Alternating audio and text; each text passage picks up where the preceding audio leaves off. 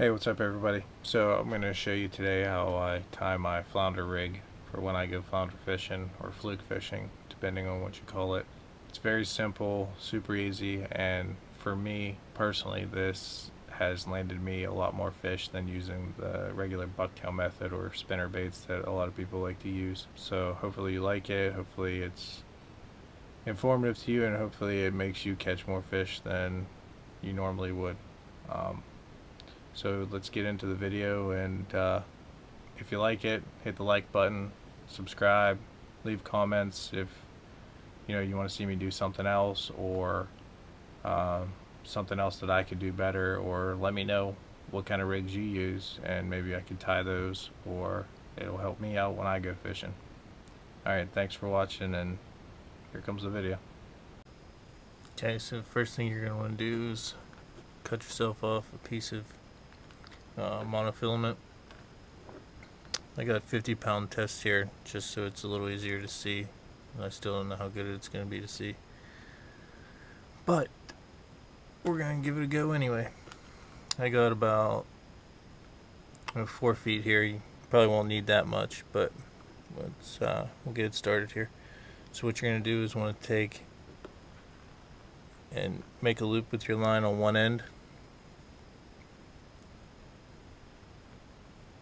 You're going to wrap it around like that and run it through this loop once, twice, and then pull it tight.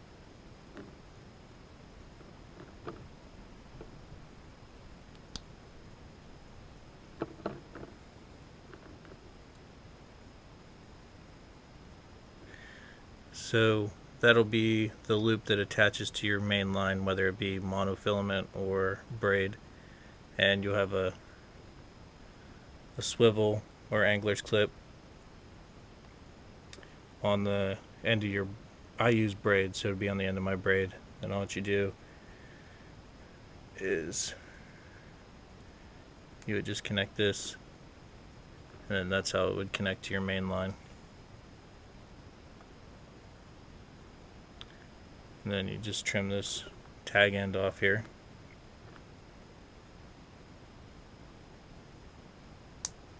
Just clean it up.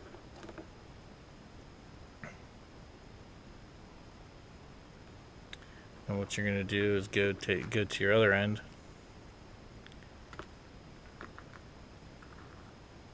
and do the same thing. Make another loop.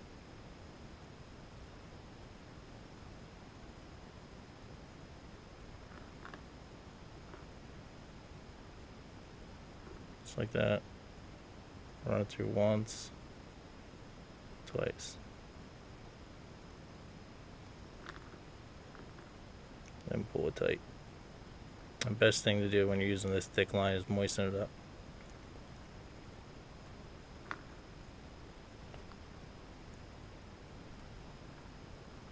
And just give it a tug and make sure it's not going to come loose. And you can make it bigger or smaller depending on what size bait you're using. Then you go and trim that up.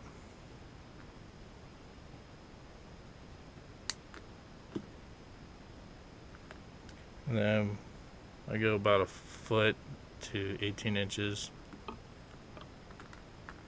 And what I do is make a dropper loop.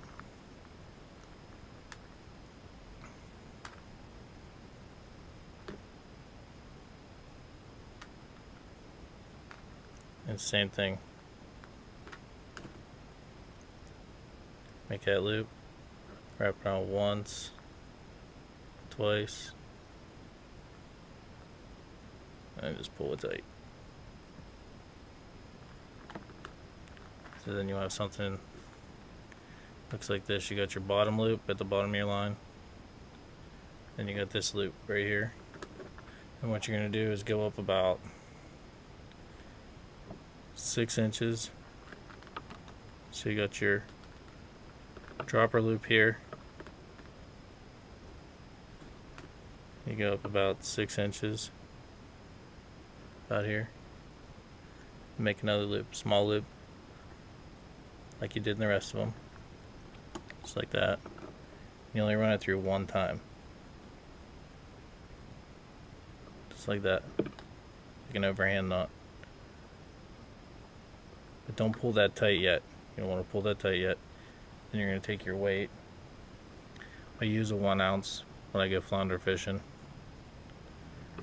What you're going to do is take the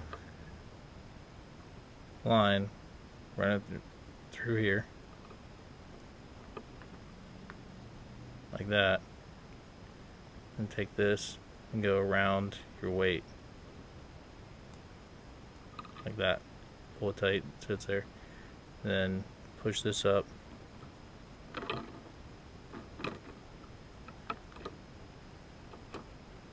Then what I do, right before I tighten it down, just take it, pull the 2 ends, there.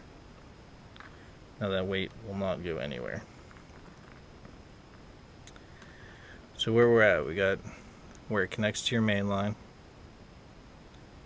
We go down, get to your weight. We go down to your first dropper loop.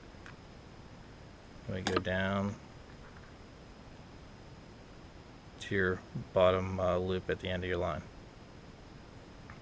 So what we're going to do next is take the hook.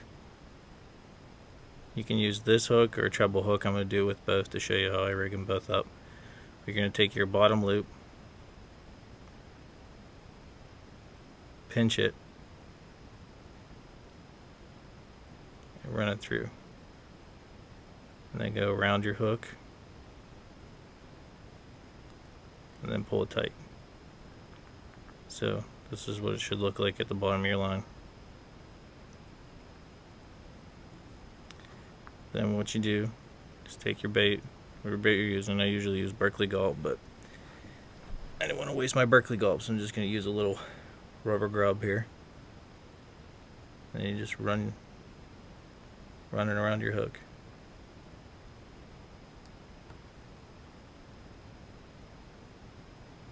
And then what I like to do is take it right out at the tail. And feed it up, keep feeding it.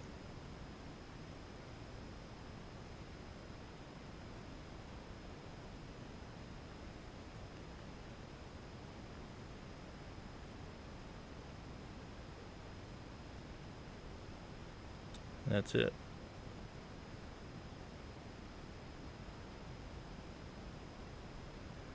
So that's the way I do them hooks.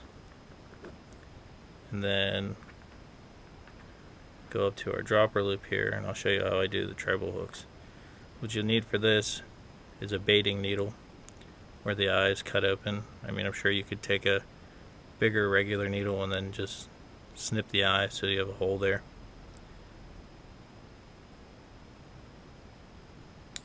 But what I do is I'll hook the loop with the open eye.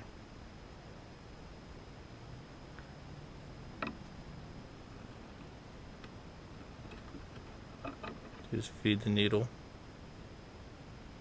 straight through the grub, then out right at the tail, the other one.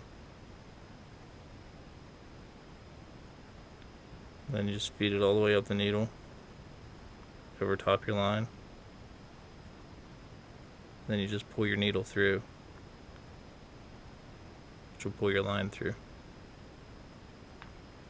Then you take the treble hook, run your line through it. Make sure you go around all 3 barbs and pull it tight. Then you just set your bait right back down on the treble hook.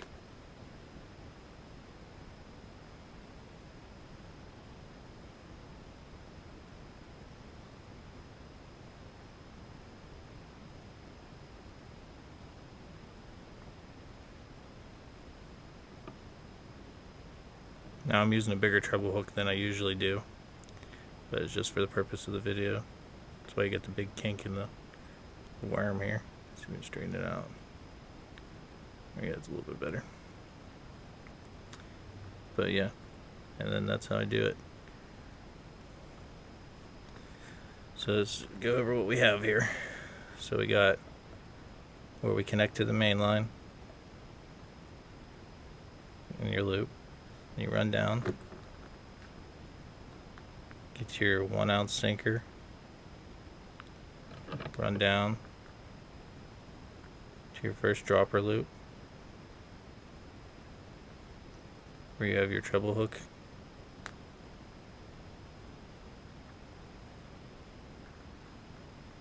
Then from there down to this one, to your regular hook.